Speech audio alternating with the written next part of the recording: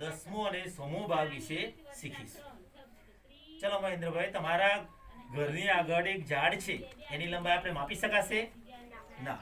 તો માપવું હોય તો વર્ષાબેન શાના દ્વારા માપી શકાય? સરસ, ફૂટપટ્ટી દ્વારા.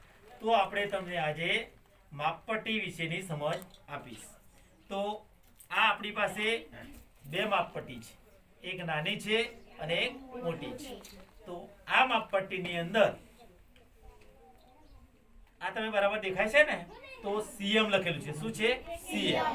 સીએમ એટલે સેન્ટીમીટર. સીએમ એટલે સેન્ટીમીટર. તો નાની ફૂટ માપપટ્ટીમાં 15 સેન્ટીમીટર આપેલા છે. કેટલા છે?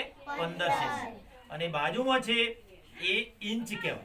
પણ આપણે ઇંચ વિશે આગળના ધોરણમાં શીખીશું.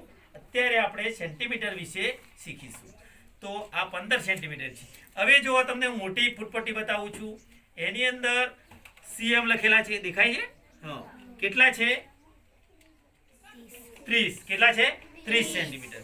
તો આ નાની કરતો ડબલ સેન્ટીમીટર લખેલા છે. હવે તમે જો અહીં સીએમ લખેલું છે ત્યાં 0 સમજવાના, અને આ 1. 0 અને 1 ની વચ્ચે કેટલા કાપા હોય છે? 10. કેટલા કાપા હોય છે? 10. જો ગણો. 1 2 3 4 5 6 7 8 9. અને એકડો છે એને 10 કહેવાય. તો 10 કાપા આપેલા છે. એને 1 દશાંશ, જો અહીં 1 દશાંશ એવું કહેવાય છે. હવે 1 દશાંશને 0.1 દશાંશ આવું વંચાય છે.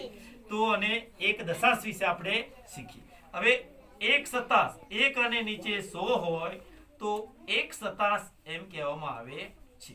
અને 1 સતાંશ એવું વંચાય છે.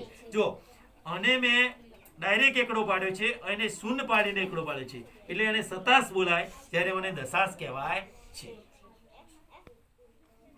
તો બાળકો, આપણે દરરોજ જે લિંક આવે છે એ લિંક દ્વારા પણ શીખવાનું છે. બરાબર? બંધ કરી દેજો.